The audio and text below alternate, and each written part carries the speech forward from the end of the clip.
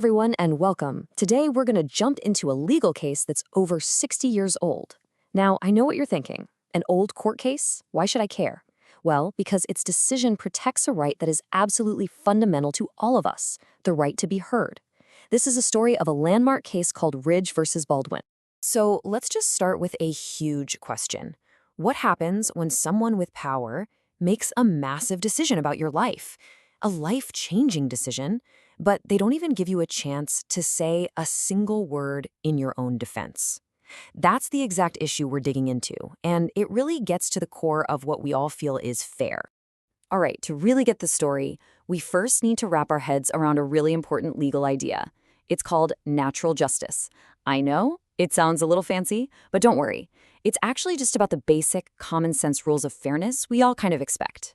At its heart, natural justice is actually super simple. It just means you have a right to a fair hearing. You get to know what they're saying you did, and you get a chance to tell your side of the story before any big decision is made about you. It seems totally obvious, right? But believe it or not, for a long, long time, that simple principle wasn't guaranteed. So let's see how this big idea actually plays out in a real human drama, because this whole concept of natural justice was about to get its biggest test yet, all because of one man, a chief constable named Charles Ridge. Okay, so I want you to picture it.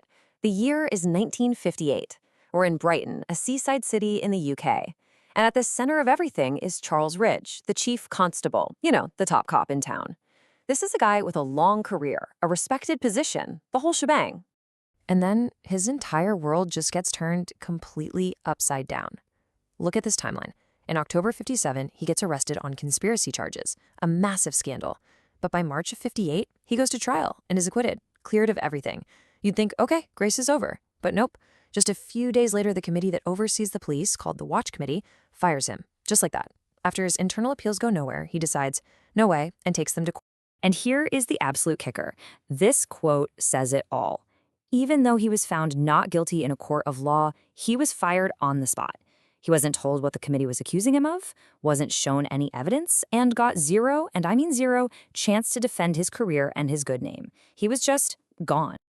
And this action right here is what sets up the huge legal fight. This is a classic showdown, really. The power of an official body to just make a call versus the basic rights of the person who's about to lose everything. You can see the two arguments laid out pretty clearly here. The Watch Committee was basically saying, look, this is an HR thing. It's an administrative decision. We hired him, we can fire him, we have that power. We don't need a whole formal hearing for this. But Ridge's side shot back, whoa, hold on a second. This is not just some memo. My job, my pension, my entire reputation, my legal rights are on the line. I have a right to be heard. Well, this case climbed all the way up the legal ladder, all the way to what was then the highest court in the UK, the House of Lords. And their decision wasn't just going to impact Charles Ridge, it was about to trigger a landmark shift in the law for everybody. And this quote from the final judgment by Lord Reed, wow, it is just perfect. He sliced right through all the legal arguments and the jargon. He said the right to be heard isn't some tiny little technicality you can just ignore. It is a fundamental duty for anyone in power to act fairly. That statement alone was a complete game changer. So the court basically wrote a new rulebook for fairness. First, they said the label you put on a decision, calling it administrative or whatever, it doesn't matter. What matters is the impact it has on a person. And if it affects their rights, their livelihood, then fairness is an absolute must.